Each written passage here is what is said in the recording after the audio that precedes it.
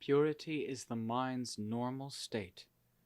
It becomes blemished only because it accepts external intrusions, which make emotions like sadness and joy arise and proliferate until the mind becomes totally blinded to its own true nature.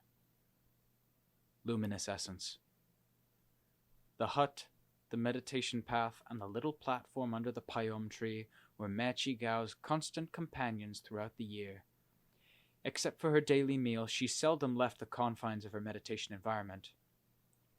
Although the nuns still went to see Ajaan Mahabua once a week on lunar observance days, Chee Kaew rarely accompanied them, instead choosing to focus on intensifying her meditation practice.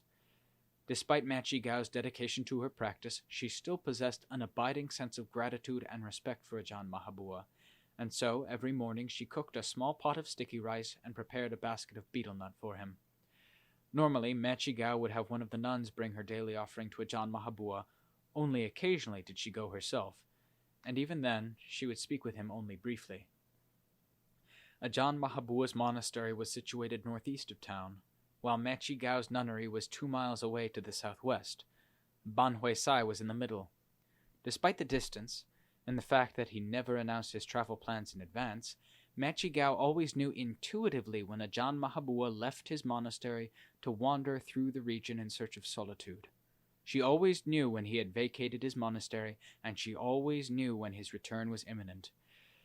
Chee Kaew said she would suddenly feel a chill pervade the environment when Ajaan Mahabua went away, and although he often traveled for months, Chee Kaew always knew when he was coming, as she could feel the warmth returning even before he arrived. The chill and the warmth were the external signs that came through perception, but the knowing came from inside her heart. As soon as Ajaan Mahabua left to wander, Chee Kaew immediately told the nuns not to cook the pot of sticky rice or prepare the basket of betel nut. Several months later, when she sensed his return, she would tell the nuns to begin cooking the rice and preparing the betel nut for him once again. Normally, when he was living at the monastery, the nuns prepared only sticky rice for him. But on the day of his return, Chee Kaew insisted that the nuns prepare fluffy rice as a special offering. On the morning after his return, the nuns appeared at the monastery bearing gifts of rice and betel nut. He asked the nuns how they knew he was back in the monastery, since he had only arrived late the evening before. The nuns replied that Chee Kaew had sensed his return and therefore asked them to prepare the usual offerings. Each time he returned from these travels, Ajaan Mahabua heard the same thing. Chee Kaew always knew. She never failed. Chee Kaew had learned to examine phenomena using the specific perceptions of consciousness in tandem with the expansive awareness of intrinsic mental essence. She realized that consciousness flowed naturally from the mind essence to initiate perceptual activity, and perceptions were defined and interpreted by the mind's conceptual movement, which had its origin in the motionless essence. So she focused exclusively on the moment that the conscious flow stirred and emerged from the stillness of her mind's vital center. Each thought, each spark of an idea, ripples briefly through the mind, then ceases. Individually, these mental ripples have no specific meaning. They merely flash briefly into awareness and then disappear without a trace. Fragmentary ideas, the elements of thought, flash on and off with distinct beginnings and endings like flashes of lightning or the blinking of fireflies, but the mental recognition that interprets their significance disperses more slowly through the mind, blanketing the flowing consciousness like a moving fog, before coalescing into distinct conceptual forms. Together, memories and thoughts combine to conjure up the concepts and notions of personal existence. Conceptual activity consists of naturally occurring mental phenomena that arise and cease spontaneously. These phenomena possess no awareness of their own. The awareness that knows them is the mind essence, the knowing nature that permeates everything. The mind is basically non-dual. It is just one vital reality. The flow of consciousness from the knowing center creates the illusion of duality, of inside and outside, of knower and known. Forms and concepts are phenomena conditioned by the movement of consciousness. Because of a subtle and pervasive delusion existing in the minds of all beings, the awareness that knows forms and concepts becomes attached to these creations of consciousness, Grasping at an individual personal identity, the mind turns feelings, memories, and thoughts into self. That grasping turns the mind itself into a personality. But thinking and feeling are actually just conditioned functions of the mind, not its original essence. Essence turning into consciousness creates a conceptual reality, not an essential one, and the conceptual reality of self is the object of deep-seated attachment. Chee realized that the true mind had no form and formed no conceptions. By spontaneously observing phenomena with clear mindfulness, she attained freedom from conceptual thinking, which allowed the knowing essence to relinquish mental constructs before they could establish a definite presence in the mind's conscious continuum. Before a particular thought or expression could fully form, the knowing essence simply let go, causing mental formations to dissolve into nothingness.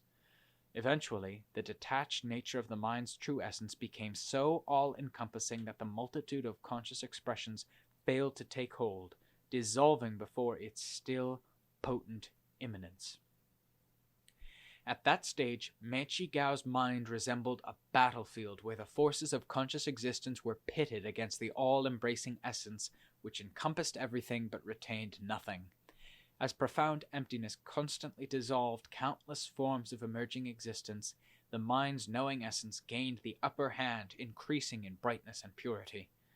When insight thoroughly penetrated the illusory nature of mental phenomena, the knowing essence relinquished all concepts, fully recognizing that they were merely ripples inside the mind and had no real substance. No matter how they appeared mentally, they were just conditioned forms, conventions of the mind that simply vanished into emptiness. There were no exceptions. Chee meditation was destroying mental patterns that have dominated samsaric existence for aeons.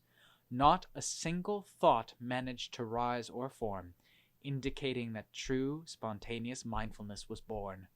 The mind's spontaneous observation was pure, undiluted attention that led naturally to clear and penetrating insight.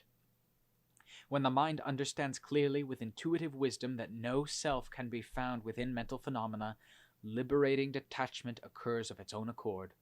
As the mind's focus grows narrower, the currents sent out by the mind grow shorter and more limited. Chee had investigated and understood conceptual phenomena so thoroughly that the clear, bright essence no longer made conscious contact with them. Thought and imagination within the mind had come to a complete halt. The mind's essential knowing nature stood out alone on its own. Except for an exceedingly refined awareness, an awareness that suffused the entire cosmos, absolutely nothing appeared. Mind transcended conditions of time and space. A luminous essence of being that seemed boundless, yet wondrously empty, permeated everything throughout the universe.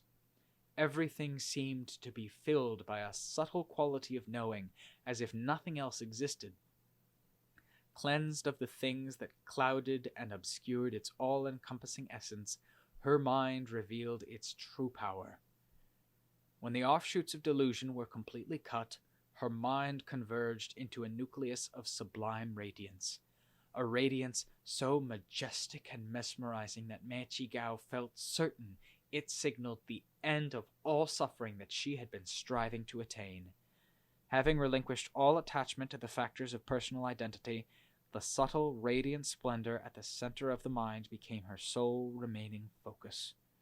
The focal point of her awareness was so exceedingly delicate and refined as to be indescribable, and emitted a happiness that was unprecedented and so wondrous that it seemed to entirely transcend the realm of conditioned phenomena. The luminous mind exuded a strong sense of power and invulnerability. Nothing seemed capable of affecting it. Chee was now certain that she had finally reached the ultimate goal, Nibbana.